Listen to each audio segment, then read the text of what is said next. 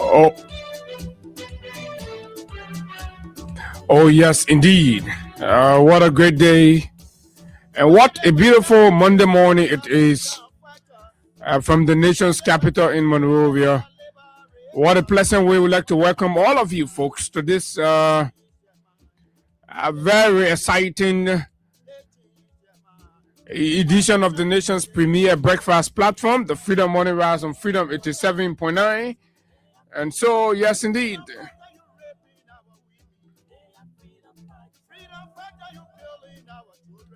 As always, this is where we discuss the issues that matter to Liberia's growth and development. Good morning, good morning, good morning, Liberia. Good morning, just wherever you are this morning on our voice. A pleasant good morning to our friends, our followers, and to those of you in the diaspora. It's always a good thing to have you join us. There are too many things to talk about, lots of things happening in Liberia. And of course, this is where you get the analysis of those issues without fear nor favor. It was a very busy and, of course, eventful weekend. And we are back. It's good to be back behind these microphones. What's the menu? Like we promised, and of course, we've been digging deeper into our situation.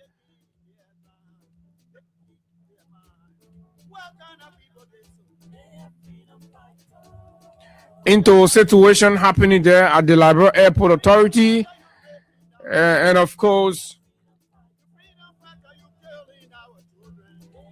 our intelligence arm has revealed some very disturbing realities. And of course, something that gives us the clue as to exactly what is happening there and why some of what is happening is happening. You know, it all started with the board of the Liberia Airport Authority writing a very long letter with a list of grievances, accusations, and of course allegations against the managing director of the airport authority.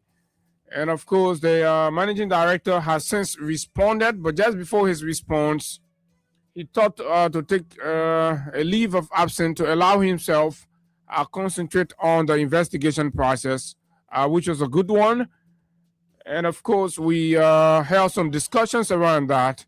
And we became concerned as to why, based on the gravity of the allegations, that the president needed to take even more tougher actions.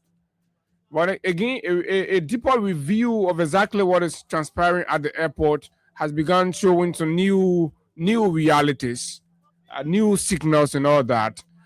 This is something that has to go way, way deeper. And of course, right here, we have the copy of we've managed to obtain copy of the MD's response, direct response to these allegations. Some of what he believes as particularly the board chair's deliberate desire to resist change and reform, and of course have himself as the de facto administrative leader of the entity, something he believes is contrary to the acts and of course best professional administrative practices. And this is exactly where, according to sources, the issues has been. And how do we get in between there to resolve or mitigate these things? At the same time, there are one-time allegations and of course signals of corruptions and desire to siphon resources belonging to the people of Liberia, and of course for the full and effective running of the Liberia Airport Authority, the Rabas International Airport, so to speak. So this morning we're going to be going deeper into that. And of course, this other one from Bentor City, the Unity Party Auxiliary, the People Action Party. From all indication, it appears to be a clearly established a political movement for the sole purpose of providing some political upper hand for the ruling establishment And of course, this is Senator Sir Joseph's party. In keeping with NEC regulation, they conducted their very first General Congress to elect officials of the party. That which was done over the weekend, and a last report. It will interest you to know that most of the very compelling positions in the party were uncontested and one onward ballot. A very few of them were contested for. Very few of them were contested for. The rest were one onward ballot, inclusive of the political leader. Freedom fighter, you destroy our country. The chairman,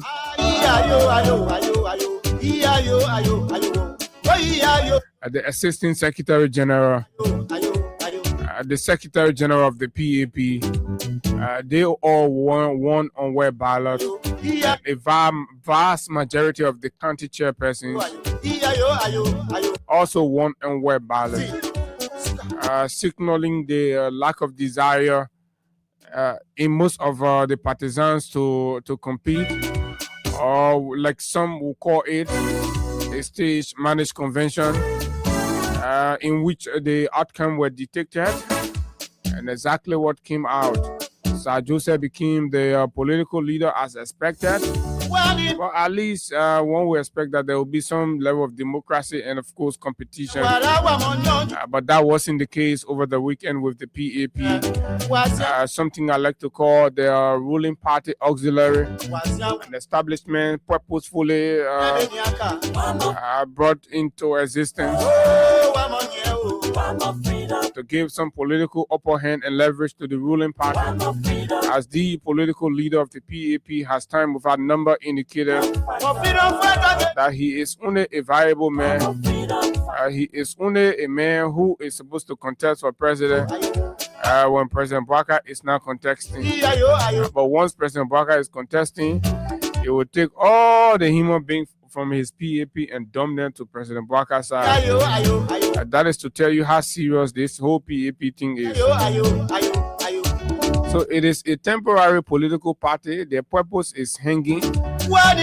Their purpose is determined by what happened with the ruling party, what happened with President Bouaka. So yeah, it is a kind of swinging pendulum political party established, and they're just swinging between there. When Bouaka go, okay, then it is non-existent, not important. Oh yeah. That's what the guy said. But this is Sir Joseph. We listened to remarks made by him upon the Congress in Bentol. There are also very sweeping and disturbing allegations in the media about this very political leader of the People Action Party, as he remains in the center of land grab accusation, particularly in the Johnsonville area there, versus the Gray family.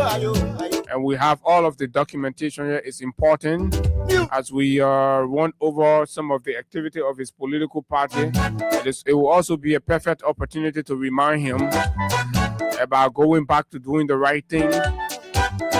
Nobody should mind, because of their political power, to fall down over anybody and grab their land and sit down over it when they could have already established the legitimate ownership of the Gray family. Why is the PAP political leader dodging the actual process and refusing to rebar and then carry on massive construction on the very same disputed property? Are all of some of the things we're going to look at here this morning. And of course, what is happening in the social space of our country over the weekend. We witnessed what many will call a cultural shock, as a young lady, a young Liberian lady, seemingly took up the responsibility, showed up the responsibility of marrying her man and this has caused some stir within the social space of the country, as she has received a lot of commendation and praises from Liberian men, as a lot of them are indicating that this should be the new normal, that women, young ladies interested in settling down must begin the process of galvanizing resources, buying land, building houses, building house, buying car, and spraying money on their husbands to be. The shifting rules. But what is most intriguing about that is the fact that national leaders have abandoned the most dire and, of course, concerning national happenings to running behind these social issues. Liberia remains under attack, so to speak. The Guinean army, even now as we're speaking, still remain posted on Liberian soil. And I saw a senior member and senior official of the Boakai administration, and of course some member of the Liberian Senate, and even the presidential spokesperson, all ignoring it. And they are going to Grand Cayman County. They're throwing party as if to say everything is normal. Is it normal for Guinea to invade Liberia now? Has the government resolved on that point? Because they're all throwing party. The vice president was in Cape Town over the weekend. They're having the Gbasa Jamba festival, while Guinean flags are hoisted on Liberian soil, and the government careless, shows zero interest. This is the shape and size of the conversation for you. My name is Abu Sharif, and of course, it's good to have you join us this morning for these and other issues making news in Liberia. And of course, welcome. Let's take a batch of our theme song. And of course, once you come back, we rumble through the issues right here on the big station, Freedom 87.9, the People's Radio.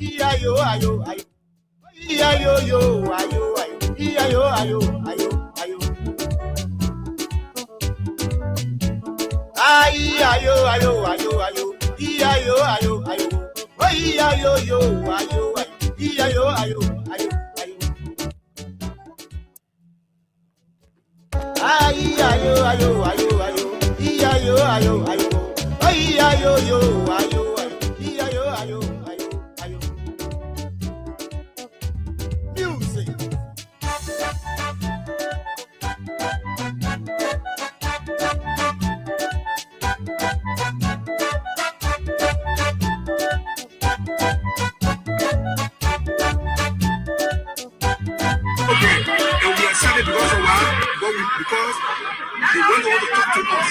They say, oh, you want to do everything there to be comfortable. Some enter the ground door. Almost about close to 700 human beings that come from that side. But what food I get here, one more as I'm speaking to you, the whole thing.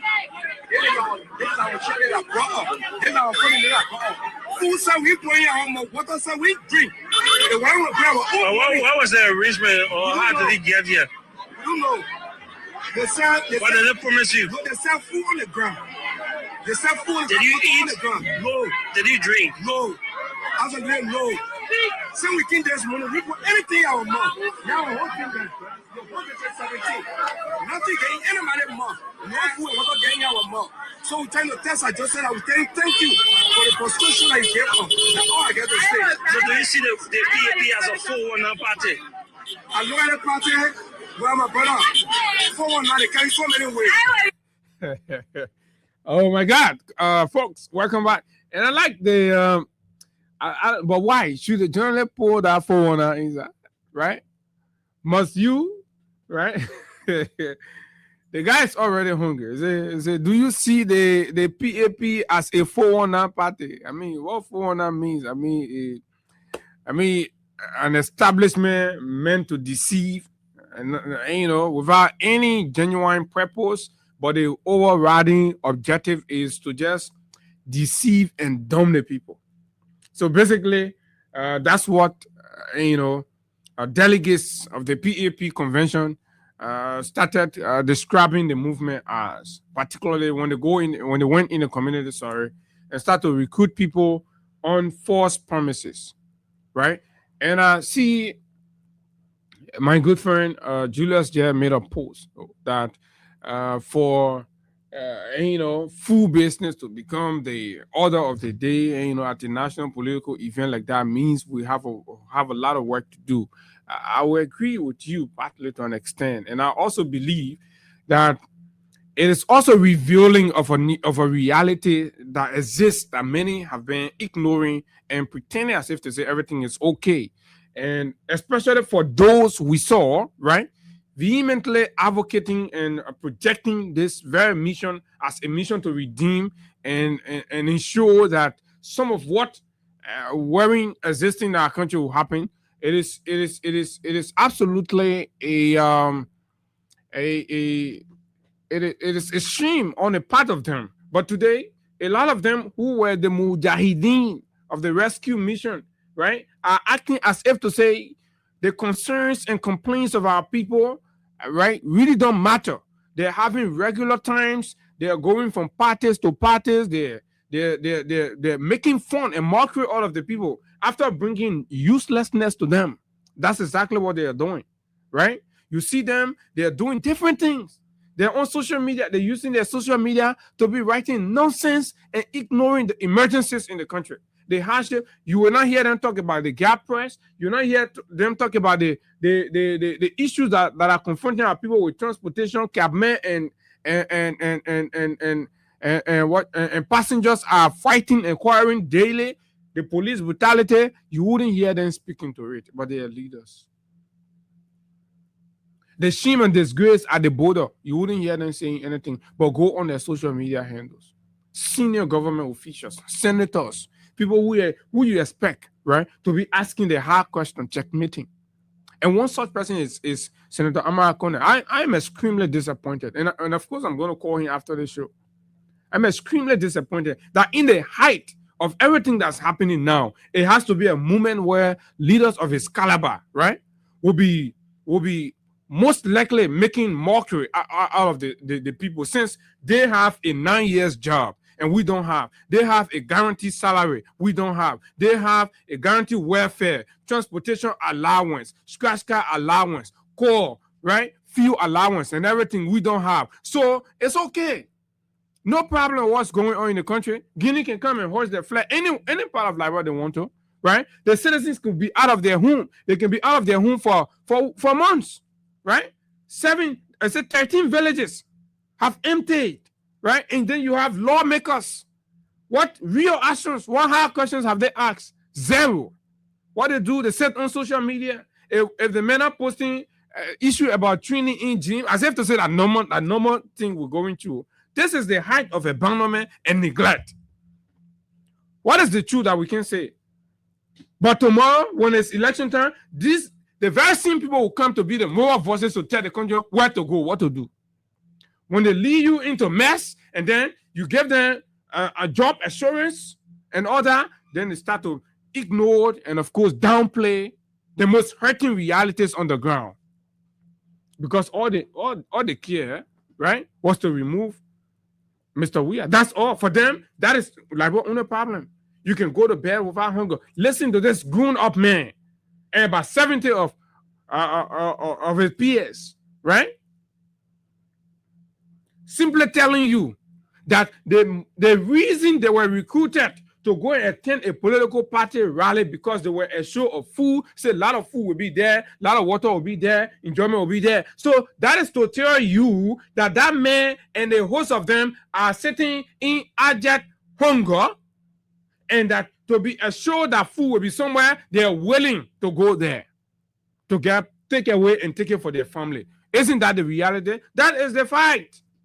People are hungry. They're looking for food. People are not attending political rallies because they believe in some sort of a manifesto or the individuals. For example, is the individual even anybody to believe in? He himself has what? Has downplayed and looked down on himself. Sir Joseph, as a man, does not even have faith in himself as a presidential material. He is my friend, but I am going to say this to him. Sir Joseph himself, it is an absolute slap in the face of any sound human being to still be considering and following Sir Joseph. Absolutely not. The man who does not even believe in himself. For the mere fact that this man at this point will be telling you that, oh, you see me, the whole presidency thing, the only time I am sound, I guess, sense to be president, I come near and trying to want to be president is when Baka say you're not running. But when Baka say you're running, all the things are putting together, everything will just stay so. Then I see people, but anyway, they were truck in boss. They were truck in boss to the place. But that's besides the point. When we understand, when we say, oh, trying to provide transportation because it's outside and, it's all the way there in Bentel, trying to help people with transportation to commute, blah, blah, blah, and all that. But not only that was done, people will also show food, that will give you food, come for the convention, will give you water, will give you transportation. So assuming that was not available, the people, they wouldn't have gone there. They wouldn't have gone there. So, Sir Joseph, from the beginning to the middle to the end, is an unserious man. Very unserious. I mean, for God's sake, the man himself declared himself unserious. The man said to all of us that the only time he will contest is when the other man not contest. So that means the man is, right, the man is what? Subservient to the whims and caprice of another political party owner, political leader. This is a classic definition of what they call helping verb. So when they make it stand on your own, then we'll go with helping. That is nonsense. Is that how Liberia is supposed to pursue change? Is that how Liberia is supposed to pursue emancipation from economic paralysis? Is that the way it is supposed to happen? I said no. So these kinds of misguided elements confusing the political space must be condemned, and of course, they must be discouraged, and our people must resist them. See what happened. Complete shame and embarrassment. No political party formation has begun on this. Because you know what? God is not sleeping. The intent, like the journalist said, a 419 organization intended squarely to deceive the people, while of course protecting the actual intent. The intent is to ferment this rocket establishment that have derailed its purpose, and of course is leading the country into complete mess on a daily basis across every angle. Look at the economy.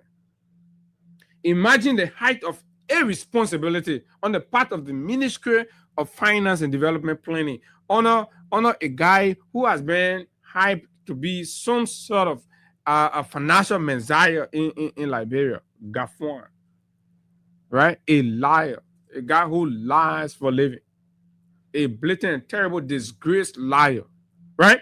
This man, when he came, in fact, along with the CSA man, they said they were what? Introducing bi-monthly payment, a salary payment scheme, by which, in fact, civil servants, you shouldn't worry. We have the capacity, the know-how. We'll start paying you after every 2 weeks. 2 weeks will pay you. Then before the month end, then we'll pay you again. Person say, oh yeah, they may not know what they can do. Has that materialized? Zero. They make him, he promised government workers that as of the 25th, right, you receive your payment. Did that materialize? Zero. This man came, he said, by February of 2025, no civil servant, nobody working in government will make less than $150. Is that true? No. Gaffwan is a big, horrible, disgraced liar. That's who he is. For those of you who can bootleg him and go there to be begging for for Hannah. You can consider him as whatever. But for me, I think it's a zero man, a big trouser wearing deceiver. That's who he is. You see him wear the big oversized wheelbarrow coat. You think he's some kind of serious and committed or something genuine man. He's not. He's a terrible undercover state looter. That's exactly who he is. How you come lying to the country, right? Pay the people money. Since February, you can't pay the people, right? You can't pay the people, and then you lying on a commercial bank. This is a terrible financial, business relations. But the GT Bank people have their public relation people that are supposed to talk for them. So I'm not going to do something people taking pay for or taking money for that. It's not going to be my business to do it. But I think it was outrightly irresponsible, right, for the government of Liberia, no matter what, right, to begin to hold press conference and throw financial institution under the boss, thereby, right, inviting some degree of panic, withdrawal, and undermining the business. Then we begin to investigate why would the government choose to do that. But it's up to the GT Bank to deal with it the way they want to deal with it. But in a nutshell, this is what Sir Joseph wants to remain, where they will not pay you and they will come and lie to you, say, oh, that a bank. The bank issue statement, the bank say it is an absolute lie. In order for the bank to begin debiting employees' account, right? The Ministry of Finance and other relevant agencies will have to clear and approve the payment. And before they do that, the money got to be there. You don't send the money, you don't clear the money, nothing. Then you go, you send a message to the employee, say, oh, we finished doing our own. Then you go check in the bank, no money there. Then you put the bank under the boss. Embarrass the people's business. Then we having serious matter like that, so then causing 419 distraction. And for me, we've told you all, look, what we are going through, we know what we are going through in this country. Do you know what it means to exist in a country where the nation gets extremely divided and certain people in government believe that, right, only them are supposed to benefit from whatever in the country, and they ostracize the vast majority, and somebody think that is a normal thing to live in, right? We will resist and continue to expose this government and make sure that it comes down, and all these nonsense idiots are seeing themselves as some sort of demagogues. The time will come that they will sit down and they will go on their knees begging. It's just a matter of time. It will happen to you. You have the opportunity to lead a country. You say, no, you're not leading a country. You will select a few people. And you have nonsense element within the scene system themselves too, trying to purge other people and, of course, undermine professionals because they think they are more partisan. Should we be running the country on partisanship? Then you have a waste of time. Man calling himself, oh, PAP. Working on PAP. That PAP time, you collect people and carry them for nonsense. You even get water to give them. Eh? You won't be. Who tells you that the man won't be president? The major won't disrupt. Who told you say the man won't be president? Eh? Let the mayor. These are the documents from the Gray family. Since when? Since 2023 June. Up to present,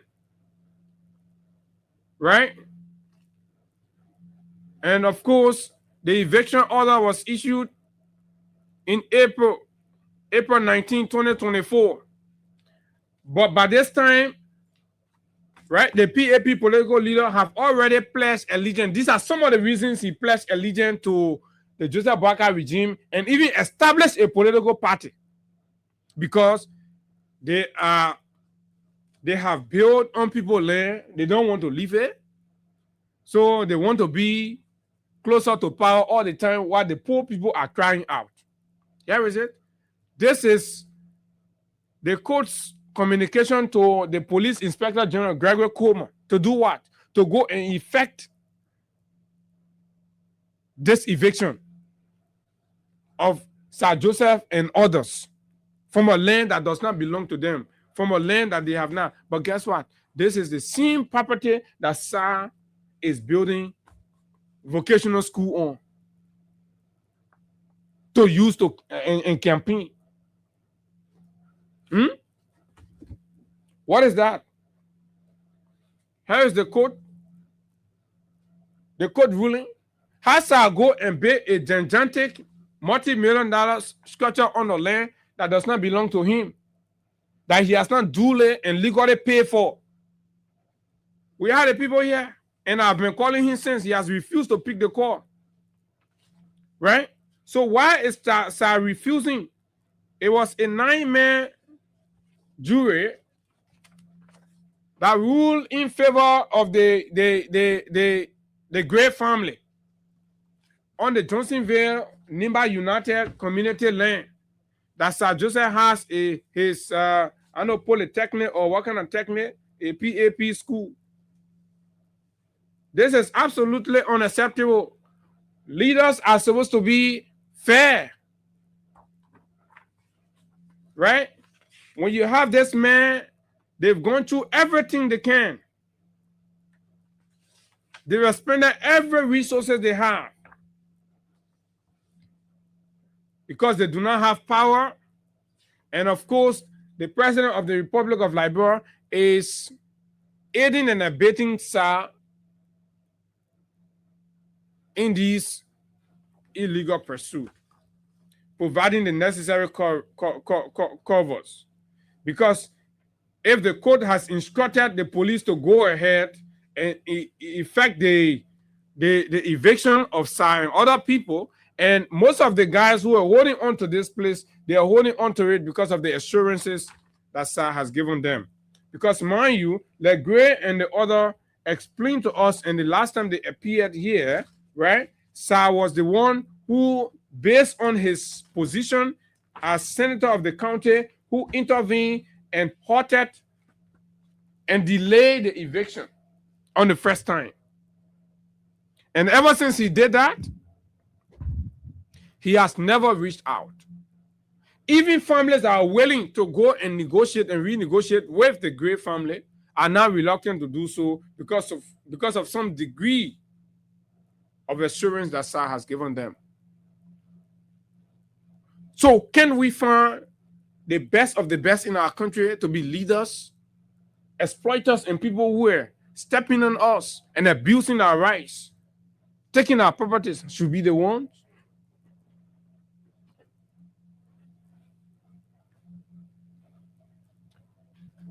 You keep the people in poverty, you keep the people in hunger, and then you use them. That's exactly what they do. Right? You use the people. You keep them hungry. And then you believe that you can use this ill-gotten wealth, these very monies that you have accrued out of deceiving and manipulating the very system that should work for the Liberian people, right? After giving you political power, occupying political offices, where the private people should go and have opportunities, you collect all these opportunities. When companies come to the country, that's supposed to be a window of business opportunity for ordinary Liberians, you the same EAO senators go back there, you will buy truck, you will buy yellow machine, right? You will buy Tengo and give it to the people. Go to Asilometer, you there. Bosses, you put it there. Can an ordinary Limbayan who is not in politics, just a businessman, be allowed that opportunity to buy buses and give it to Asilometer, and then wealth is distributed across? No. But people use their power as senator. They are the one that will supply Asilometer with bus. They are the same people that will supply Asilometer with dump truck. They are the same people that will supply Asilometer with yellow machine. They are the same people that will supply Asilometer with Tenko truck. Then what the ordinary people will do, then they come to Monrovia, they say they can organize political party. then they're supposed to be taken seriously, right? What is the source of their wealth? Exploitation, right? Strangulations, denial of the ordinary people, the very opportunity and privilege that they should enjoy, abusing their political power, right, at the detriment of the people, and then they come back and say there's some sort of messiah, simply because they want to use that, like the reporter or the journalist act, a 419 arrangement, a 419 political party gets established with a cover and, of course, covert intent to deceive and, of course, fool the Liberian people. Do not waste your time behind these people. You see, their first convention they say fool, no fool. First convention, no competition, because it was programmed and staged to come with the same result, and that the same result it came with. Kokolo Baba, he left from there, he came back, said, no, it is not a serious movement. It is not a movement interested in the people. It is not a movement interested in preferring an alternative. It is a movement established to support the spoil. So if that is the case, let me stay with my side. This should have been an alternative movement. But no, it is not that, right? The clear goal and intent is to continue to support, right, and protect the political leverage of one man. Should we take that man seriously? No. At the detriment of our future? Absolutely no.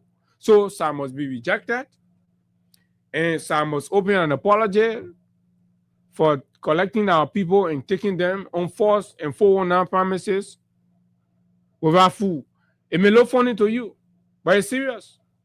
And the government must take responsibility. SAR is organizing a political party to support a government and a president who has failed to provide food for his people.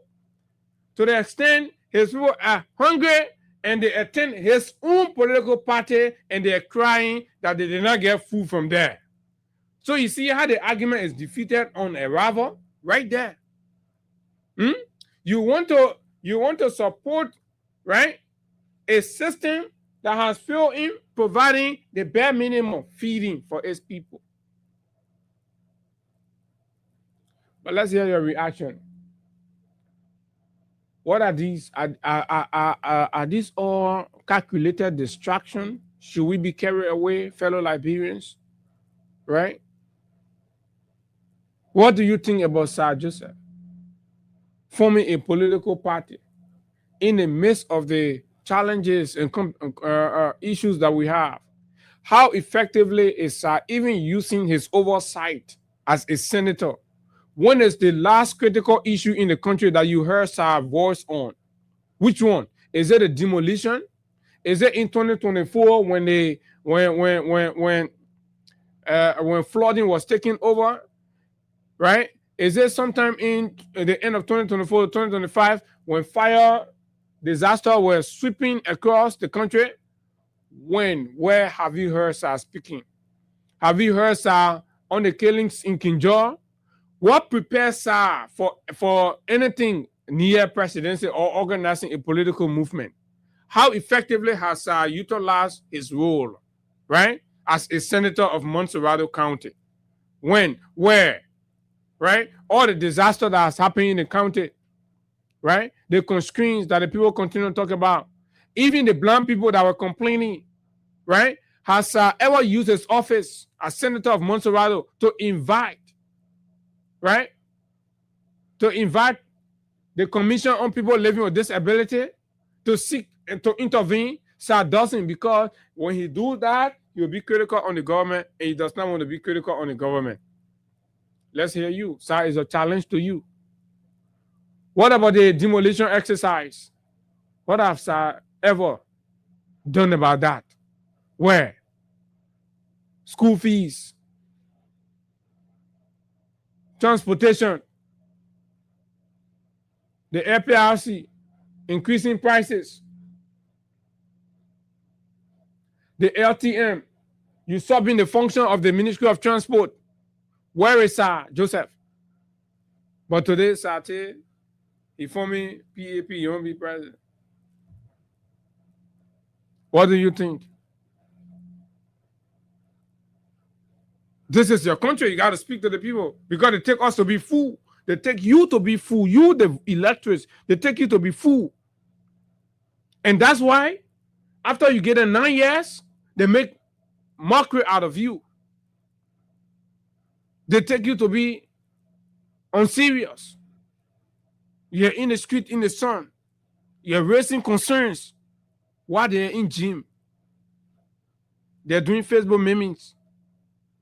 They're throwing parties. They're going for Gbasajama. They're throwing BB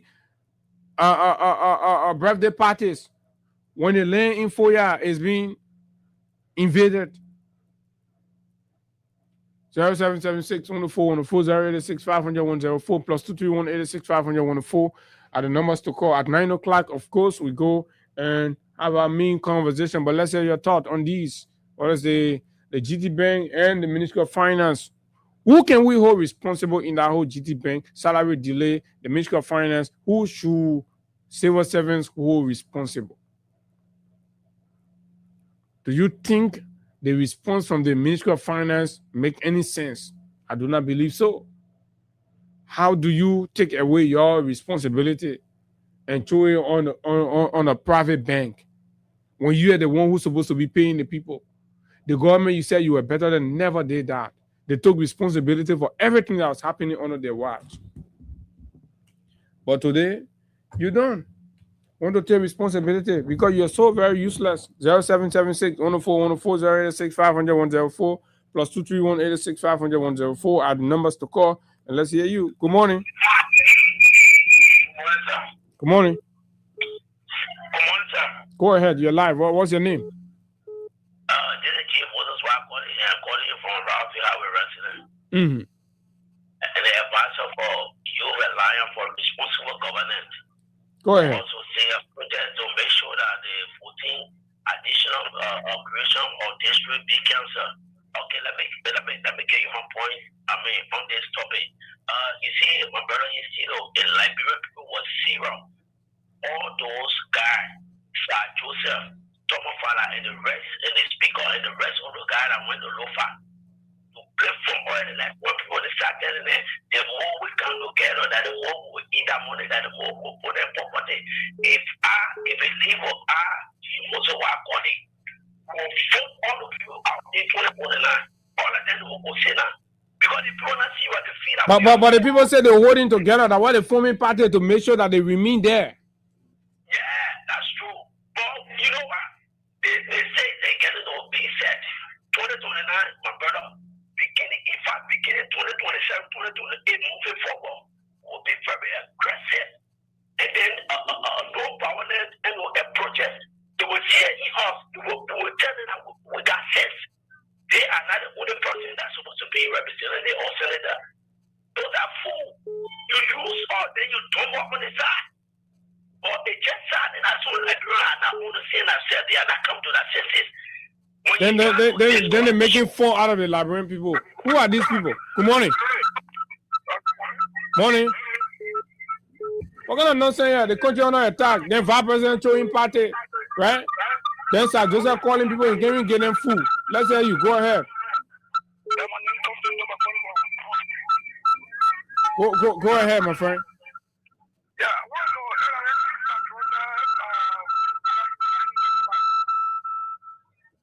Okay, change your location. You call back. Good morning. Morning, Abu. Morning. I call you from PHP. Resident this morning. To the issue, people that start Joseph in the country, even if we decide to come out and run for representative, he can never win representative in this country. So, for he going and opening a political party, he's making fun of himself. That Joseph is not a serious person in this country, and we know that. Thank you. Okay, thank you very much. Good morning. Morning.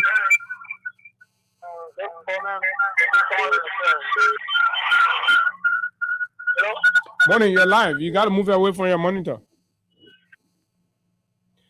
0776 104 104 086 500 104 plus 231 86 500 104 are the numbers. Let's hear you. How do you react? Good morning. Yeah, Abu, this is Brown Daddy from Monrovia. Go ahead, Brown. Yeah, let me thank you so much for your discussion this morning and those issues that you raised. But let me go straight to Honorable Joseph, Senator Joseph. You know that when he came from abroad, when they hosted that program at the Capitol building, where he said he had an salary, he promised that he was going to deposit $10,000 in the people's account. In fact, immediately they should establish the account, and that the query will be, I'm going to say 5% or 3%, something like that. Up to that time, they went to 1 year now. Dan has not gone in our account. I got my friend there with him. Anytime so they're making y'all go around making BB promises, but then after the cameras are off, it doesn't deliver on them. Why you tell the people to Bento? If you're not prepared for anything, I mean, you're still embarrassing people. You're still embarrassing the hell way. Then they promise the people that they have food there, the people could carry take away home, but the people when there no food, no water, nothing. I say, Abu. It was not for food, Beno. The people were concerned about lying to them, not just about food. And all of you trying to make it like food, no. But the fact that you can't tell people something, then they go there, then you're making fun of it. These are family hairs. You can't do that to people.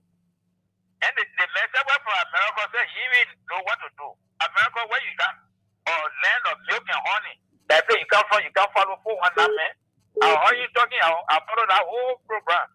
They were just talking all kind of things. Thank you, man. Thank you to exposing some of those people. Okay, thank you. Thank you very much. We'll do that. Good morning. Yeah, good morning, Abu. I'm Abby Johnson calling from Tobago, the chairperson for the Concern Librarian for Justice. You see, what's happening in the country, people can overlook it. It's Minister of Finance, it's inability to lead to govern our ministry. That's why you only talking about open bread bottom ministry. So if you're not able to pay the people, or if you lie on the, you check it out, the man is lying on the bank. Because if you send money to the bank to be able to pay people, the bank will pay people. So when something happens with people with salary, you don't share the bank over. So then the question is, how can they see bank that are paying people from January 2024 up to now, but that today they both decide to hold the money, they say they ain't paying the people? Does that thing make sense? So why they never send money there? You know, you can say if they check the people for money now, they check it, you know that one. They think that the person will be stupid to take the money to give it. When you know that check is there, nothing on it. So you can tell the message who say people will give you the money. And the man knows that when you do that, business will run down. So the man will not pay. Expect you to do deal for pay the people, and then we'll give you the money later. They put a lot of people. They put a lot of people, so they continue to be lying. So you think Gafan is lying on the bank? Gafan is lying on the bank. Okay, Gafan. Thank you very much. Good morning. Yeah, I put a conclude. I put a conclude. Conclude on what thing again, my man? I thought you made your point. No, I got interrupted in the process. Yeah, but they learn too busy. Plenty people won't call when you call you tell your own. You send other people go to. Good morning. Good morning, Abu. Morning, sir. Yeah, good. Yeah. We ain't got a luxury to be taking one call or two times. Go ahead. Chicken Zufactory. How far is Chicken Zufactory road? That road, but just forget about it. They are still on that road. In fact, the embarrassment it cost for all, they can't open your cover that they said the entire community are cracking into it. And nobody is taking leadership to look after that road. But my issue I call for is about Sir Joseph. During the campaign, Sir Joseph came to you, party a primary group of women, put them together, make the women to buy chairs and other things, and say, organize and say, you are going to place 600,000 in their account. Now who did that against Sir Joseph? Sir Joseph, of course. In Chicken Zufactory. In Chicken Zufactory, he told the women, say, organize and say, rent office. The poor rented our office, the bond chairs, the other thing, the poor started taxing themselves. Sir Joseph said, you're going to put 600,000 in their account. Look, my brother. Sir Joseph can just go places, he make big promises. He will just, when you hear that man on air, you say, man on fire, you better do it for the whole country, but on the contrary, it's a big deceit that Sir Joseph can be carried on. And Sir Joseph think that he will keep fooling out people around. So the whole party thing, now start, you think it's looking serious? How you call that type of thing a serious political party? Look, let me tell you, people know Sir Joseph rhetoric. Except for those who are not smart, who are not interacting with him. But if you are very smart with Sir Joseph and interact with him, you will know who Sir Joseph is. Sir Joseph can just be playing rhetoric. putting people on showing that in so many very junior politics. I say you promise us women, you are going to put 700,000 in your account. And I kissy women here on level that out. Oh, of course, I communicated because I found a place. Now see our role, you're talking the role is palace. Okay, thank you very much. But the winning season coming, you're way small. This is income. Money. Yeah, morning, Abu Shari. Morning. Good. Let's hear you. Yeah, money is Mohammed K. Dugle Bacha, Purba, District number 2, most of one part of the Bama District, most of all country. Go ahead. District number 2. Going from the Jonesy Township. Mm-hmm. Yeah. Abu Sa is now somebody for to be discussing for now. They say you're enjoying in Johnsonville there. Well, that's what I think the Bama District, well, you know the male games of take up make up. It wouldn't mean that all will be a representative, he always going to put. So he want a record. Okay, let's talk about Sir Joseph. Sir Joseph said he won't be president. Gee, Sir, we don't have to get started, I can't get even me, I get me. No, leader won't buy that. Then you be here with the debate and forget about Sarah win election. You win community election. Good morning. Good morning, Abu. Good morning. My name is Mark Fisher calling from the Virginia District. Virginia Speaker District.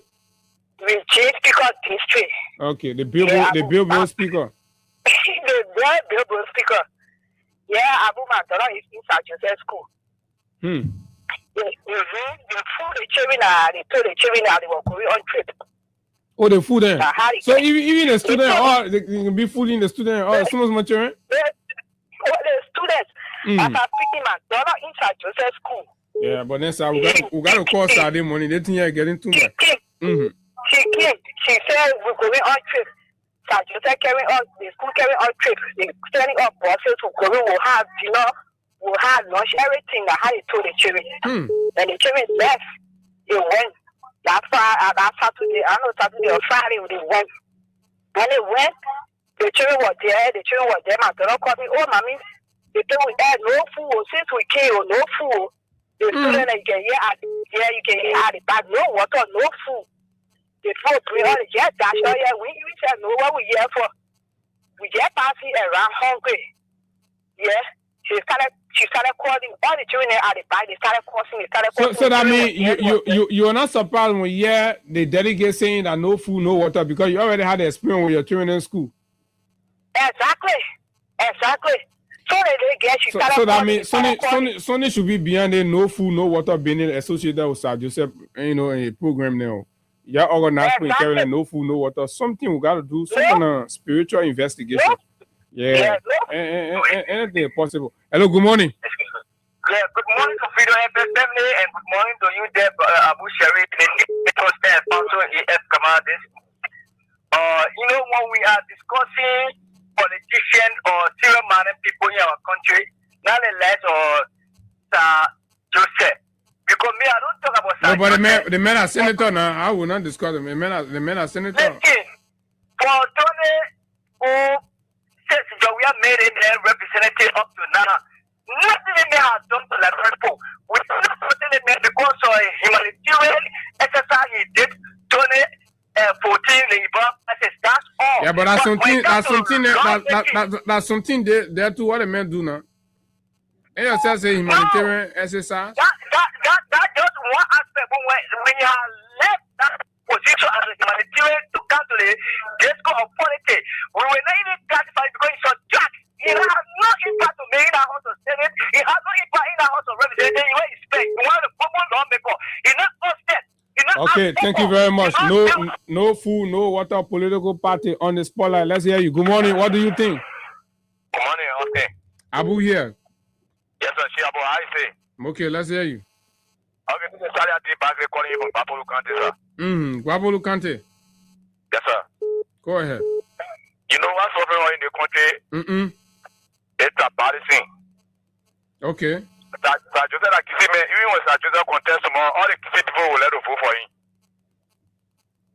Okay. And when the Kisi are in majority, you find out that Sir Joseph will win election.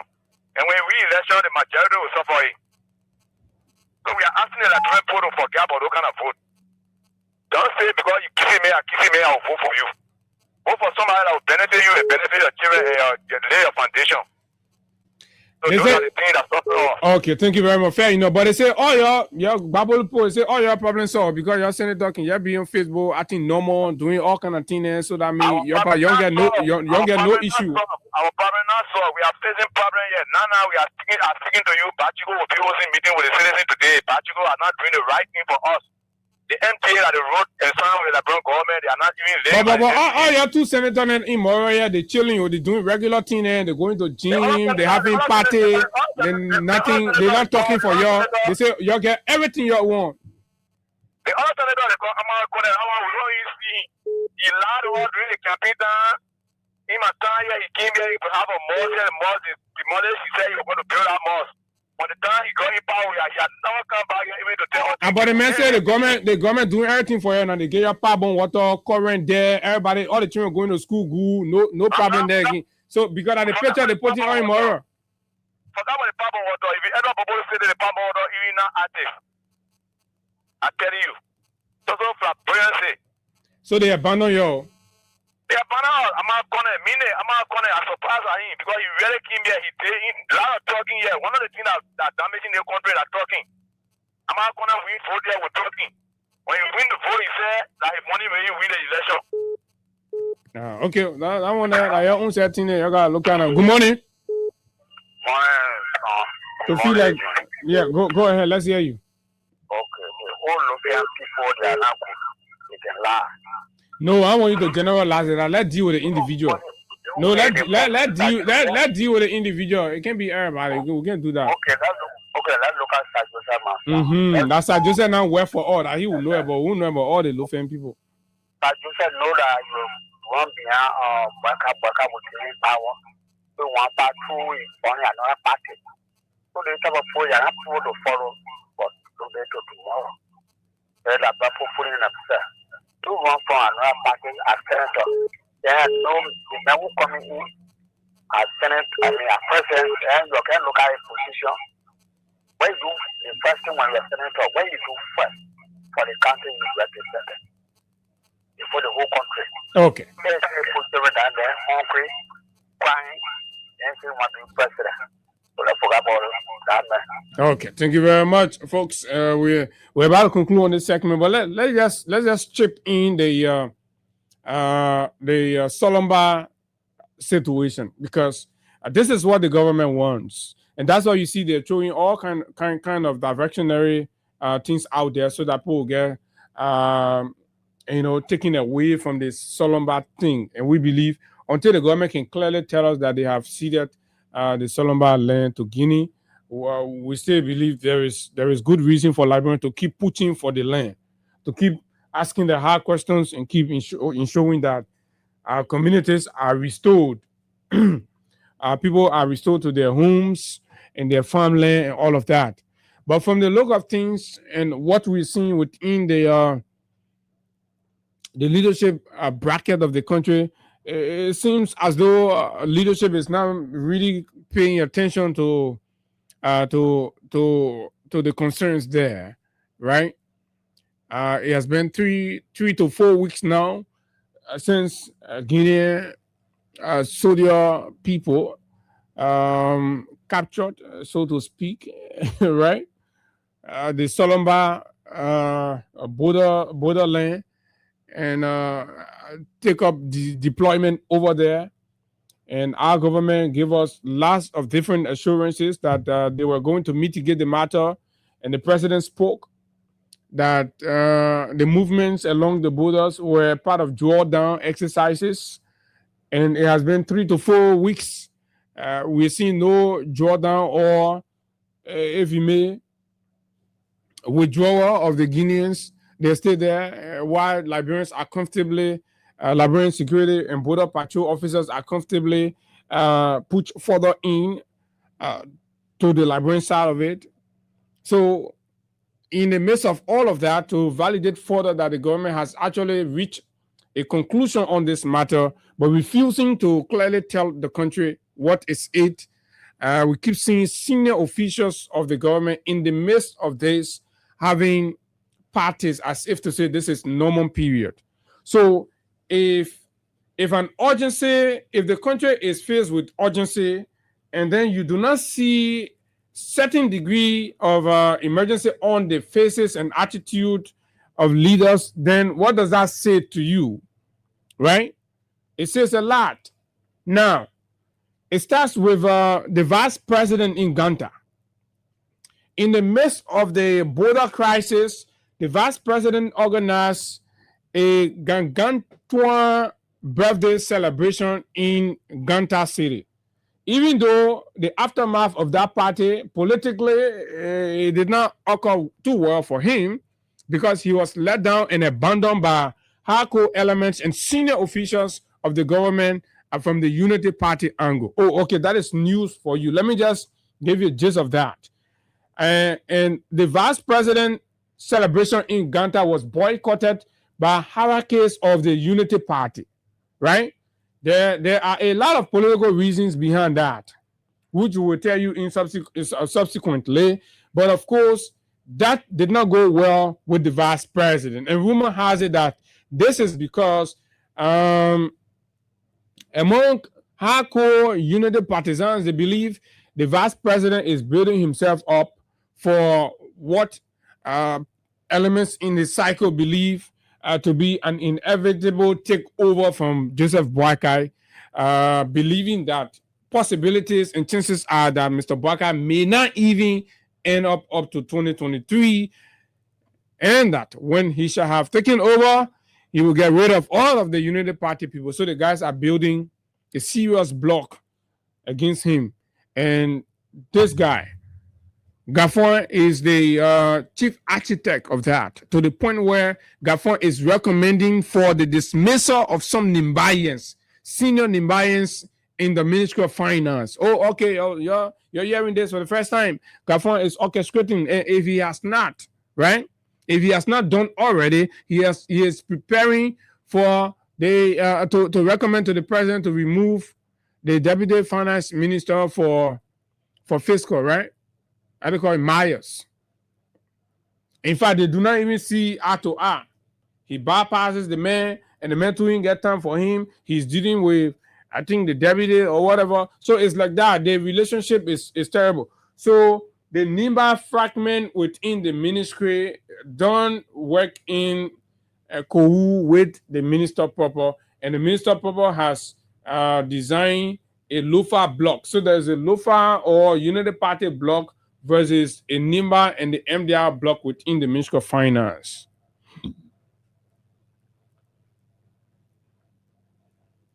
So the vice president told that party in Nimba, when crisis was at the border, when even rebels in Labrador were threatening to go there.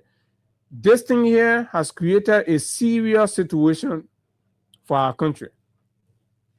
To the point now, because Guinea have intelligence sources, like I told you the other days, and we too have our intelligence sources. And sometimes intelligent people, they're working, they got to justify their work. So they will be sending some intelligence. They will be sending something. It's left with the authority there to filter them properly, right? And see what they can use, what they can build on. So as these developments are taking place and all of that, rebels are issuing ultimatum, they're challenging, and these are rebels supported by the government, right? It creates a picture as if to say the government is open to an armed insurgent living from Liberia to Guinea. That is a terrible and dangerous picture. And this is the reason why the government of Liberia needed to firmly condemn the action and attitude by these non-state elements and put them in check to signal, because we want peace here. We don't want anything, especially those who do not have the responsibility or the authority to speak on behalf of the state. Be talking loosely.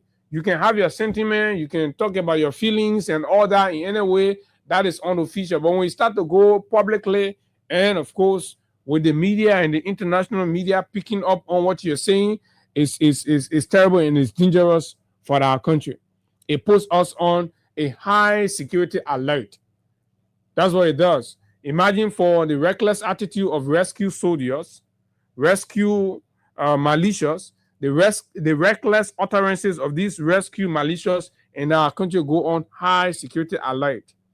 When the country gets on high security alert, it discourages investors from coming to the country, right? So you can sit in a society and you have rebels, ex-combatants, and making utterances that will have a damning effect on the social and economic stability of the country. Already we have the Middle East crisis that's already having a toll, not as significant as one who try to make it to look, but it is having some degree of toll on our economy, right? And all of that. Then to have a risk of border instability adding to that, right? Because investor will be calculating between the level of stability. But if the fuel and intelligence makes them to feel that there is a potential for a cross-border crisis, then they will hold back. That is not good for our economy. We are already catching hard time in the country. So this is for those who are taking the country money as salaries and benefit to be pondering, thinking over, and arresting the matter. But if we can allow Botnick, right, a collaborator of the rescue government, to be jeopardizing the economic stability of our country, right, and giving him political protection, and not taking practical action that communicate to our counterparts that no, these utterances are not sanctioned, and of course the government of Liberia remain vehement against these kinds of utterances that has the proclivity to create tension between our sisterly countries, right? Then that means we do not mean well as a country and a government. So something has to be done. So amid all of these, right, the senior officials of government that should be taking these kind of actions are rather ignoring the urgency and the emergency of our border tension and having parties and celebrating normal, right? Over the weekend, Honduras, the same vice president again, led an avalanche of senior government officials to Grand Cayman County for what? Celebration. So Lofa, Solomba, Foya people, you're on your own. The rest of us, we're on our own. Because if citizens get mobilized, right, unknowingly, to take any kind of action that threatens the presence of the Guinean people along that border, now that our soldiers, our government has seemingly abandoned the responsibility of doing what it can and communicating the urgency of what is happening at the border and towing parties in Monrovia and other parts of the country, right? These citizens that are denied their farmlands, their homes, and what have you, right? Nobody know what they will be, contemplating. Nobody know that. And this is why we have to keep the government feet to the fire to act responsibly and, of course, address the matter, in a way that resolves and assures that there is peace and tranquility. We're seeing nonsense attitude from those in power. So now, fellow Liberians, where are we? So Guinea not take the land officially and finally. So all we can say to those of you in Lofa is that you just have to remain peaceful, come and let it be. Find a way, come in war, find another family and be there. Look, go enter the bush, start new farm. It's hard, it's tough. But the people that are supposed to be acting for you, they're throwing parties, they're celebrating, they're drinking liquor, and they're doing all kinds of things in the country. They don't care. Nobody's talking about it. Check all their social media handles. You see what is happening there? And they're talking about how a woman supposed to be marrying men. That time, yeah, they border, they put out the land, right? Guinean flag. So we got two flags in the country: Guinean flag and Liberia flag in Liberia. And that is not even troubling to the government and its senior officials. senators and representatives are not even having conversation about that. Senators whom the president went and had a briefing on the matter too, right? They all okay. They all silent. So we are on our own. This for me looks like the conclusion in the Solomba issue. This for me looks like the final decision of the rescue government. That Guinea will take that place and nobody can do anything. And that's about it. Right? What is the status of the investigation into the illegal mining? Senators should be demanding that instead of senators being on social media, right? And acting like everything is normal. They should be demanding accountability. They're not doing that. We have a rubber stamp legislature. We have a useless group of people there, right? Leeching on the state and delivering zero in terms of results. But what do you think? 0776 104 104 0865 104. And then in 7 minutes, let's take your reaction on this, right? Okay, let's take your reaction on this. 0776 104 104 0865 104. And then we can move and talk something else right here. This caller, good morning. Yeah, good morning once again. The name remains Pastor A.F. Kamal. Strictly to the point, the issue, the Solomon issue, government is not about those issues. These guys are very regular. How can you have? Oh my God! You went off 0776 104 104 0865 104. The numbers to call. Good morning. Morning, Abu. Morning. Thank you very much. Abu, I'm Spencer Mohammed, and I call from my Popo Kono, Down Coast Spoon Hill, Wingtown community. Abu, thank you this morning. In my mind, Abu, you just said it all. President Boakai, he knows exactly what is happening in Lofa County. In my mind, President Boakai must tell the Liberian people about the crush of what is happening in Lofa. Who's carrying the drag to Makona River that had led Liberia to lose a territorial limit today? When we were then the lawmaker will depending on her to be demanding and asking the hard question. They don't care. Go on social media, you see them acting normal, doing all kinds of things, making fool out of the Liberian people. So why are we paying them all the money? Let's say the executive want to abandon and compromise the thing. So why the lawmakers will be accomplice in that? Thank you, Abu. Yes, we hear quote-unquote lie talking about Spanish. We hear the quote-unquote lie talking about rubber stamp. But today, what we are seeing today is more than rubber stamp. So, Abu, what the guys did to what the last days here, they were not sincere to us. The guys just indoctrinated evil and just jealousy in the minds of the people of Liberia under the canopy of advocacy to come and loot our country. The guys, they were not real to us. And today, we're seeing a difference. The guys will never see that because all of them are milking our country. Okay. They want to do so that means Guinea tell the land, right? Guinea are taking the land.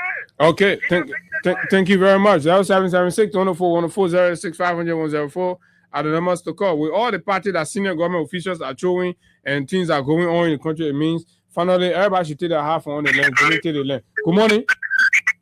Yeah, good morning. Good morning. The federal government to give Liberia land. Oh, good morning. Go ahead. Let's hear you. Yeah, I'm calling from MTA, Little Jackson Temple. Go ahead. Yeah, every demarcation of Guinea between Guinea and Liberia. So what a demarcation? The demarcation says Solomba for Guinea? No. But Guinea stay there is almost one more now. Behind the water. But they're not behind the water. Yeah, but they're not behind Makona again. They're in from Makona. They have been in from they have been but they have been in from Makona. The government says okay, and they haven't party. They're doing Basajama party. Yeah, but they want to say so. They take the demarcation. They see they keep behind to Tunisia. You see, they are calling 9 nations and call that matter. you're talking about United Nations Benepo doing Basajama Party, you say United Nations. Good morning, let's hear you. Good morning. My name is Thomas Sumeri Eba. I'm calling you from University of Nigeria. Go ahead. Abu, you see, one of it is clear that the worker is aware that it has taken our territory, that pushes our territory. If the worker has already given it to them. Because according to what we are seeing, organized with the giving attention to that, those people practically nothing going on. We want to talk about it, say because of it. And so if we just say that Mr. Walker has given that even before, they have to see the image of their corrupt or criminal PKD first. Because if Mr. Walker who have just trained those people who have then seen the little drama or mirror for the water, they put across the river and can't see the river. They don't sleep for land. But Mr. Walker is so shame, he is totally shame. Okay, thank you very much. The next festival now, GB Festival. The boy, they're making party. They're celebrating party. Why the poor taking the land? Good morning. Good morning, Abu Shari. Morning. Alexander Chise. Go ahead, my brother. One country, two flags. Yeah, so I've been going to watch the topic. Yeah, Abu, thank you for the topic this morning. I will always appreciate you for your effort. And thanks to Omega Science for not to raise the flag. Abu, is so disappointing to be honest. Government being small inside this government. To sit there, Labrador being the first African country to have independence. To sit there, Little Guinea come and take land from you is so disappointing. And like the government is already now to go back and tell the people in Solomon, say, oh, you all need to come back. They land and pop already taking it, we can't get to nothing. But how to go about telling the people? To be honest, the people are taking the land and we can do nothing. Because you see the government sit there, no one is saying nothing, people there celebrating their Pasanyama festival on the other side. You get Joseph there launching party or having other convention for a party. It's disappointing. I just think for the people that are over there, those have already made their farms, those are already established, they are left there, got homes over there, and now they are about to relocate to another place. It's so disappointing. Thank you for the topic on the discussion. I think you go about saying more. Thank you very much. Thank you very much. And so we're gonna hold it there. Fellow Liberians, this is where our focus ought to be. This is where we ought to be concentrated on. The kind and sort of decision that's taken by the leadership to affect and protect and preserve the true Liberian identity. And part of that, because we have a land, that's why we have a country. And because we have a country, that's why we have Liberians. So when you take the land away, right, or you resize the land, then you are diminishing our identity. You're reducing our affluence. And you understand? But to do this under compromised canopy and refusing to be open with the truth to the Liberian people, and you think you can demonize a category of the citizens that are demanding accountability in the matter or around the subject, will earn you, a free passage in this conversation. You're dead wrong. We're not going to kowtow into that nonsense. Absolutely not. We're going to remain firm and demanding real answers in this Solomba instance and others that threaten the territorial integrity of our country, because this is the most singular responsibility that any well-meaning government will always act to preserve. Countries remain at war and ensuring that they protect their territories. So to be compromising and, of course, not providing the adequate clarity and information to the people at the same time, still putting us under the impression that we have legit and legitimate claim as we've known it to be, right? And not communicating any new reality that re-inform us about the situations at the border, says that the government is exhibiting negligence of its duty to protecting the territorial integrity of our country, thereby surrendering Liberia's sovereignty to Guinea. This is the conclusion, and of course, this is what that any sound, reasonable evaluator of what is going on at Solomba will definitely come to. And there is no way you can sugarcoat it. And there is no degree of blackmail can erase that fact. There is no degree of censorship can erase that narrative. There is no degree of harassment and intimidation can make us to koto into not speaking the truth in the matter. That's what we told you. You're making all that noise and trying to mix the things up, right? This thing is severe than the government is trying to make it to look like. Now, you said you are launching an investigation. It has been 2 weeks. There's no update. It is clear from every indication that all of these situations at Solomba ensued because of an alleged illegal mining activities, and a company was identified. You subjected that company to investigation, and you've brought up no update on it, and our lawmakers are not interested in matters around that company, and they are doing nonsense and being very insensitive to the concerns of these Liberians that are homeless, displaced, stranded, left without food, left with nothing to do. And you think you're supposed to be a lawmaker dignified with respect? We say no. But let's take a break. We come back. But we're having some issues with our system here. The sound is not coming out. Trying to get this, but then it's not. If Chris is here, probably he can come with some technical assistance. But so we'll hold it there, right? Until the technical interventions are made. 2023, when we went to the ballots to decide the fate of this country, irrespective of which direction you saw it, which is our constitutionally guaranteed rights to decide and make a choice and make a decision, and nobody must be made to look lesser Liberian because of the choices they made during our democratic period. That should not be the case. And we serve here as voices to continuously give you that courage, that tenacity to believe in yourself and believing that you are who you are because of the Constitution and the right the Constitution gave you. So any action of yours that's within the confine of the law, don't be afraid, right? Don't be afraid and do not apologize for it.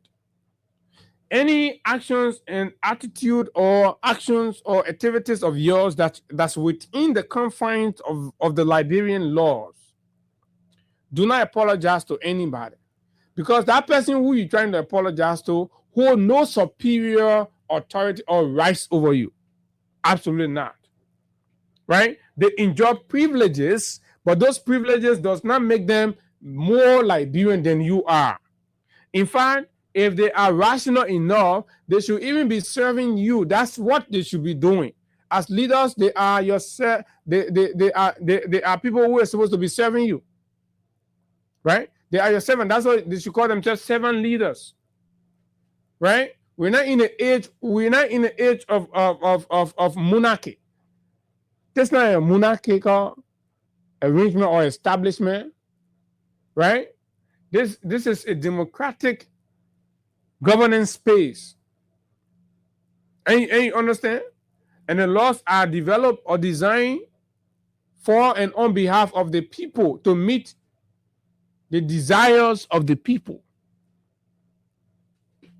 So when we made a decision in 2023, a lot of us to prefer change over incumbency, meaning preferring Unity Party over the CDC that was opting for continuity, that was an indication to the world that we were dissatisfied as a country with the level at which the CDC was running the country. So we demonstrated the desire for more, which we interpret as becoming better than what we were. From one institution to the other, from one agency to the other, from one commission to the other, situations of leadership, administration, governance, deliverables, projects, and programs ought to be better than what they were, because Liberian people demonstrated in 2023 that we wanted more. And when situations of individually evaluating the effect of those change or the change that was made in 2023 at different level, is these conversations stem from a nationalistic point of view, where beyond the politics of us versus them, we ought to look at what is happening with our national or our state infrastructure, our state institutions. Because guess what? Beyond the politics, beyond the sides that we support or the ideas that we align with, right? We all are desirous of benefiting from a more improved and more efficient service deliverable organization and institutions of government. For example, on the matter of the Ministry of Transport ensued, right? We may not have been at political length with the folks at the Ministry of Transport, right? Judging by 2023, as a lot of them were opposed. But again, when something threatens the viability and, of course, the functions of the Ministry of Transport, irrespective of who are the beneficiaries, we ought to stand for the right things. Having said that, a conversation about the Liberia Airport Authority ensued for the past week or two, whereby the board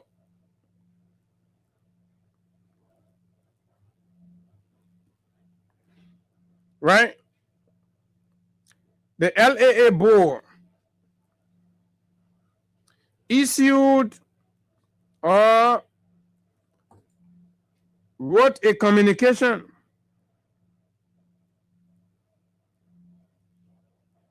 to the President's office, to the office of the President of the Republic of Liberia, in which they leveled several allegations and accusations against the management, the managing director to be specific, accusing him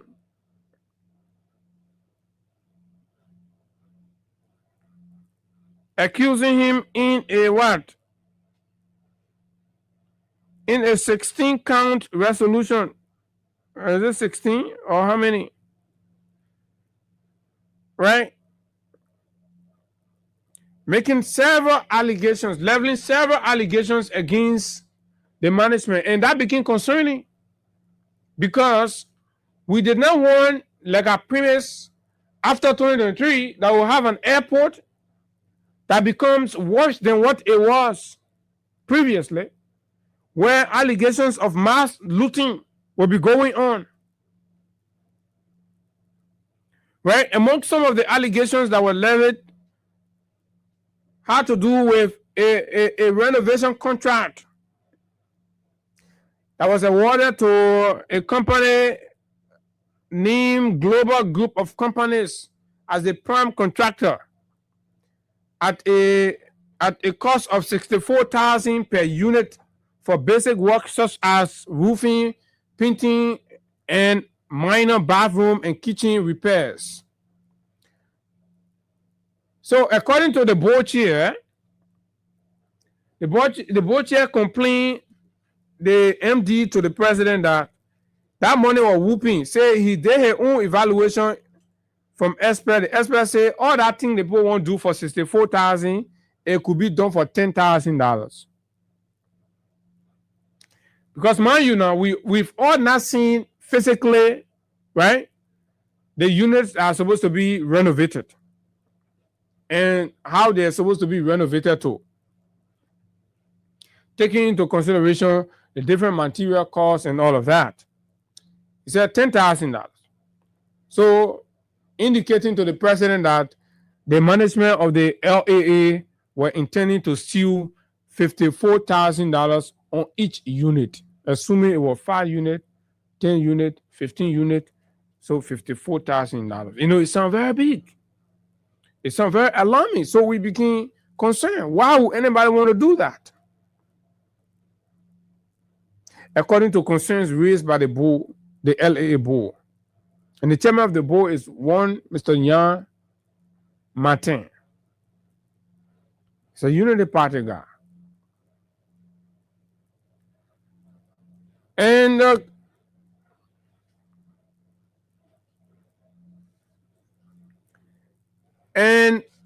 instead of an immediate audit by the General Auditing Commission and a full investigation by the Liberal Anti-Corruption Commission, the board chair also alleged that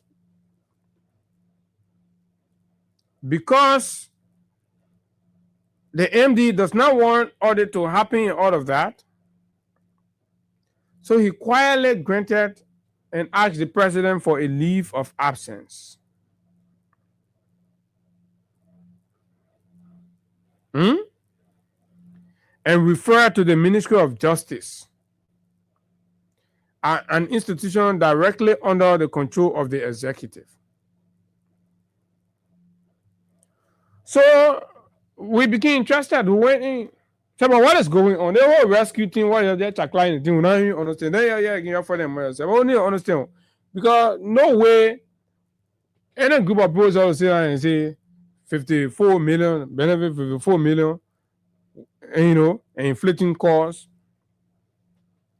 and setting salary by himself. And also made allegations of hiring a chief of office staff and setting the salary and all of that. So we use both sources. Where the board chair sent a communication, we went there. The office of the president. You know, some of you can be wondering, well, how Abune can manage? They want a part of our job now. You know, when you carpenter, you know how to put a nail in all the corners there, right? So it's part of our job. Our information we live in back, so we know how to get it. So a document that's that is still there, that was sent to the president in response and as part of investigation around this matter, has surfaced on our decks, and we thought to bring you it as it is, revealing. Because others may want to interpret these conversations in ways that will best suit themselves. Sometimes it's designed to undermine and undercut and divert the public attention from the real issues. We're not interested. We're not moved by that. So it says March 20, 2026 was when this response was issued. And let me see if I can get from the other document here, because we have the both documents here. If I can get this on when the board chair send their own communication.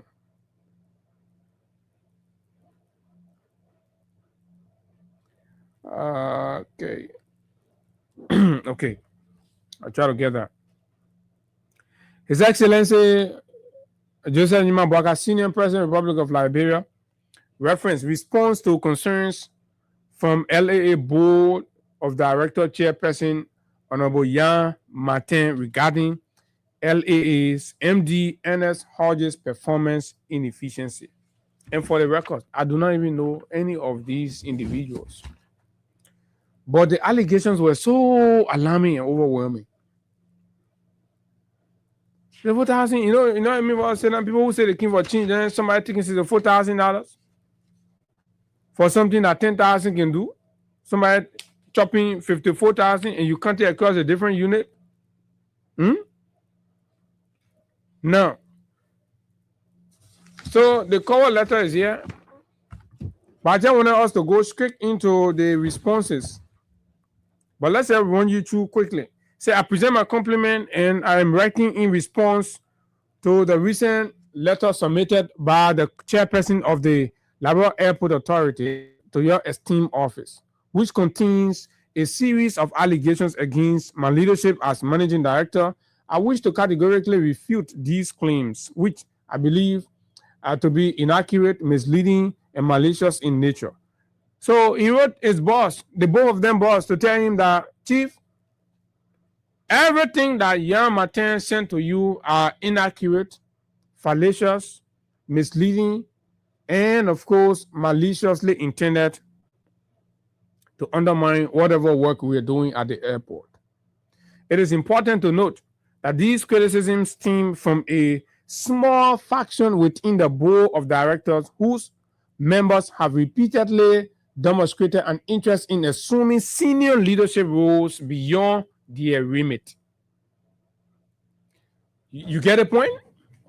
So, Jan Martin says the people the president appointed to the airport, they're doing nothing there. Like corruption, they're doing the stealing, they violating the law, they're respecting the board. The managing director says, Mr. President, that thing you put in your communication, that blatant lie, they're all designed. And the lie is coming from a small fraction from within the board. A few of them. And this few of them, fellow Liberians, our investigation have uncovered, are hardcore unity partisan and old folks. Right? One is the head of the LCAA, Civil Aviation Authority, right? And Jan Martin, and a few other, I think 4 in numbers, 3, 4 hardcore people, some of whom have been within the LAA system before now. They worked there for many, many years before now, right? They know the system and they have operated in the system in a certain way, and they want these to continue, and they will want for any management team at the airport to work at the whims and caprice and dictate of their desires. Anything on the contrary, they're able to rally these partisan forces, right, and deliver a compelling rebuke of whoever the manager, and that their political godfather will take an action and remove the person. And they're precedent to this. And this is further bringing into question the attitude of the different boards of director that President Bouakai has been constituting since he became president. The degree of authority that they've demanded, and in some instances, how they have deviated from their oversight functions to wearing a desire for a more practical administrative role in these institutions. One such is the Freeport of Monrovia, where the political leader, the party chairman, of the Unity Party serves on the board, and of course has a day-to-day running office in the port, when they should be working by what? Installment, right? They get, say, by annual, sometimes 3 times in a year, or emergency sitting. No. But under Mr. Bouakai, the board he constitutes primarily of his friends and his, acquaintance. They will rather want an administrative role. They want office right in the place. They won't sit down there and be part of the day-to-day. When you send for water, you must carry to them the CA, then the OKA. When somebody apply and you hiring the person, you must send the person's CV to the office. When they finish going through the person's CV, you want to employ the person must go, they must know the person. This, that. Should that be the role of board of directors? So the man say, these people, they want to technically usurp our functions. Because repeatedly they've demonstrated an interest in assuming senior leadership roles beyond their remit, beyond their oversight function as board of directors. They won't be in the active running of the institution. So because we are here, we're not permitting that. So they're leveraging their political party connections, right, to concoct and believing that they have the power, the connection to get us out. The same way the folks were able to successfully remove the lady from NOCA, right? When the board constituted there were changing and resetting, right, board fees and the number of times boards are supposed to meet and even taking office in the place. This is unprecedented. It is a culture given rise to by a desire to be corrupt and compromised. And it's important. Why it's true that we are alarmed by reports of corruptions, right, that must be investigated, audited, but at the same time, we must all begin to ask, why are these board of directors interested in sitting in the institutions and making day-to-day financial decisions? Their frustrations at being unable to overstep the boundaries of their authority has resulted in attempts to discredit my administration through baseless allegations. Hodges says, because we are not allowing them to come sit down here and be a part of day-to-day administrative work and, of course, influencing the running of the airport at the managerial level, not at the oversight, right, supervisory level, no. But they want beyond that. They won't sit down here. When you buy, and one remote sheet, they must know. When you buy this, they must see it, right? And they must dictate or they must say which company you must buy the remote sheet from. So because we're not doing that, so they have orchestrated and decided, right, to discredit the administration based on allegations that are unfounded according to the manager's letter to the president. Such actions do not reflect the collective view of the board. He believes the management is still telling the president that, Mr. President, that letter you get, it is not the reflection of the entire board or the broader LAA workforce. No, it is an organized cartel that put that together, headed by Yan Martin, who wants to be MD de facto, who believes that because he is more unity partisan than any other person, so this is their government, and he must enjoy beyond imaginable, leverage. Such actions do not reflect the collective view of the board or the broader LA workforce, but rather serve the interests of a minority seeking personal advancement. And this is troubling. This brings to question the credibility and integrity of Yan and his cohorts. If board are supposed to be people of repute, people of high esteem, people of integrity, right, who will be developing these kinds of demonic and devilish satanic actions to undercut reformist activities simply because they want more for themselves, is troubling. So where is the the rescue. As the old folks are the engineer of malfeasance and malpractices in areas where they've been trusted to provide oversight, guardianship. I say no. To be waiting for after every 3 months before we go meet and then the girl setting fee. No. To ensure a fair and comprehensive understanding of the situation at LAA, I respectfully request that Your Excellency seek input not only from all members of the board. So the MD is saying, Mr. President, and I mean to put the allegation on. I agree. So, Mr. President, I beg you, for you to be sure that what I'm telling you, that these people desire is not to be criminal and corrupt and can't sit down here and take money for themselves when they actually supposed to be providing supervision, but they're leaving their job, they can't do our job, and they're demanding kickbacks on issues that we are not permitting, and they're angry. They've designed this to undermine and get off from here, right?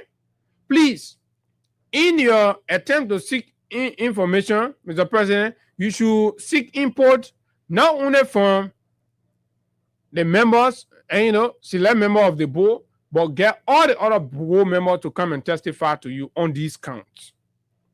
Where they say, oh, I can't consult board, I can't do that, I can't do that, right? Just ask everybody. Say you know the truth, Mr. President.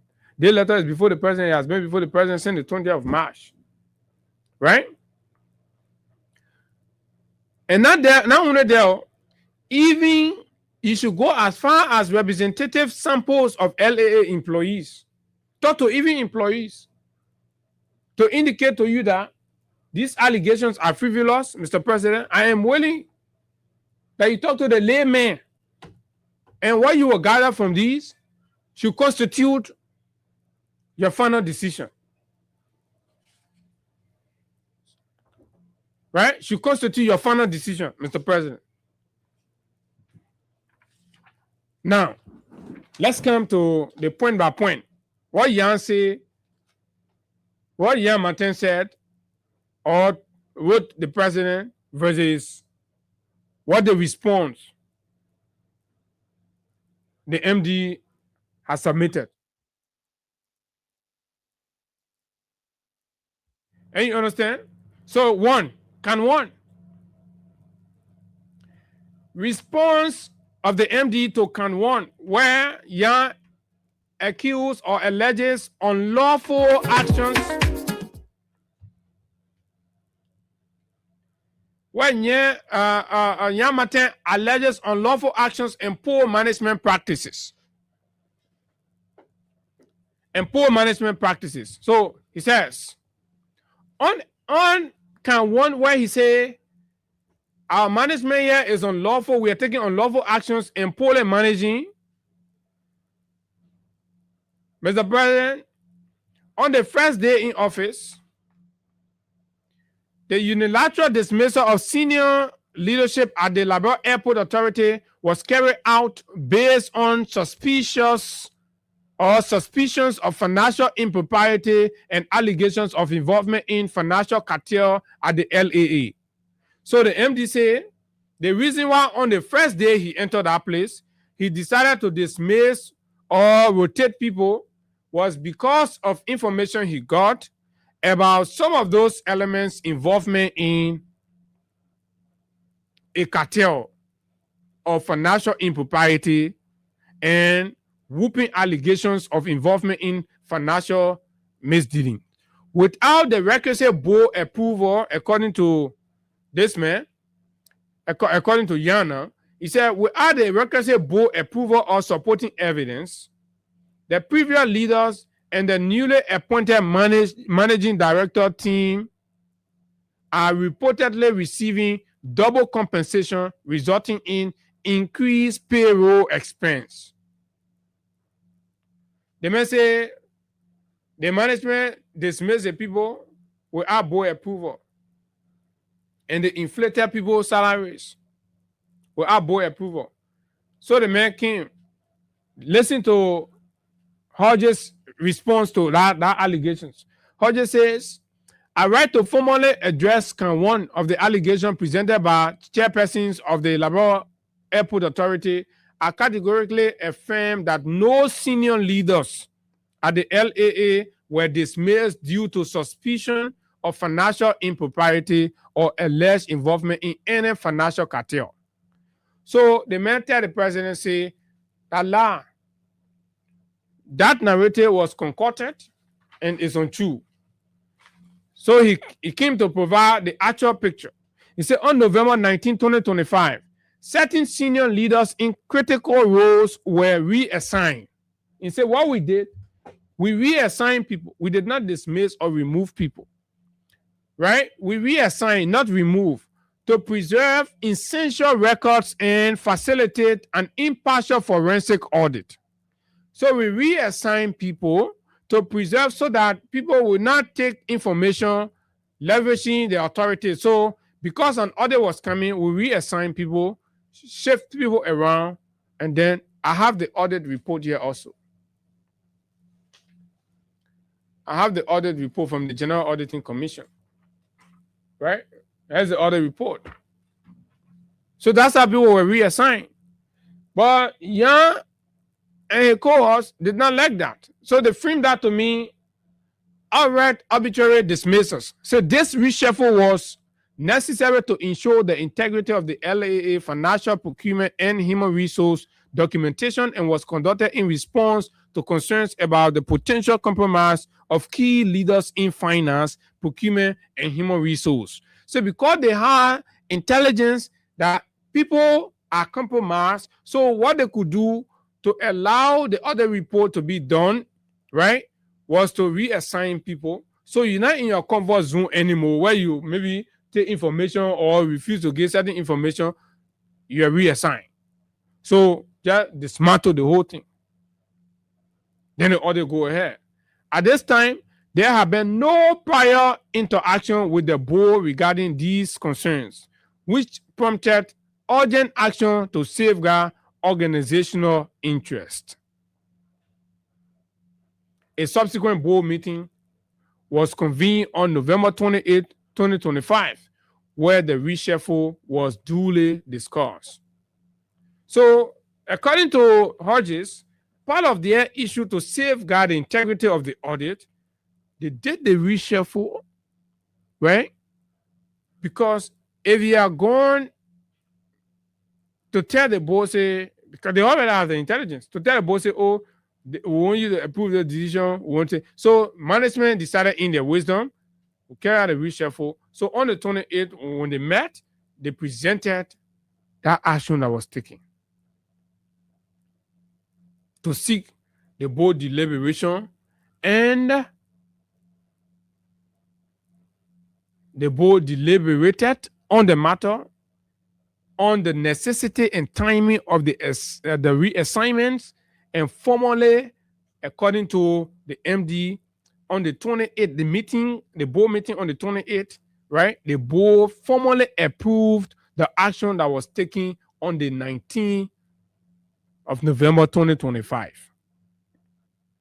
The November 2028 board meeting minutes is available. These deliberations can be attested to by the corporate scribe and board members in attendance at the meeting. Additionally, the board resolved to commission a forensic audit. When the board approved that reassignment, that Yan Martin has communicated to the president that it was a dismissal, in the very board meeting, they approved it and the minutes available. So what do you think? So we are supposed to sit down here for certain elements to think that they can use the media, right, at their personal benefit. Promoting this whole nonsense about partisanship over professionalism. Because if we allow that to happen, then it will make it difficult for a government of inclusion. And we are saying that Liberia has experts everywhere. We must run a government of inclusion. Allegations too on unauthorized recruitment and hiring in finance. Right? Yan said in this allegation, He said 2 of the allegations regarding the recruitment and hiring of a full financial team without board review and approval that, to clarify, during the day 1 transition on November 19, 2025, only 2 senior managers, 2, a chief financial officer and a financial controller were appointed in finance. So only 2. Right? These appointments were necessary to ensure operational continuity and safeguard financial records following the reassignment of previous incumbents in critical areas. Based on the action that was taken in November 19, 2025, it created the need for recruitment of 2 officers in the finance department. Chief financial officer and a controller. These were the only 2 that they hired. He said, subsequently apprised of these appointments and formally granted retroactive approval. So the board subsequently appraised the appointment of these 2 individuals and grant approval during its meeting on November 28, 2025. So how come Young comes back and say that these actions were taken without the acquiescence of the board? This sequence of events underscores that the recruitment actions were both prudent and transparent. It is important to distinguish between operational management and board governance. Senior leadership holds the authority to recruit and appoint employees to maintain effective operation, while board notification remains a best practice for oversight and good governance. Right? However, the board should avoid assuming direct operational responsibilities such as recruitment, which remain within the purview of management. So, Mr. President, the board chair won't be the one to recruit. The board chair won't be the one to decide who become controller, who become chief financial officer. And we are saying no. Those are the argument. Can 3 on consultancy, blah, blah, blah. But let's come to the 15% that was the main one. Safety consulting. Right? Derek Neuville. Say, Mr. President, Mr. Neuville was initially engaged as an independent consultant. No, I'm not sure this is the one I am looking for. The consultancy thing, and those that were hired for consultancy, it's important for you to know, right? They hired a security consultant officer from the Liberia National Police, blah, blah, procurement process and compensation determination.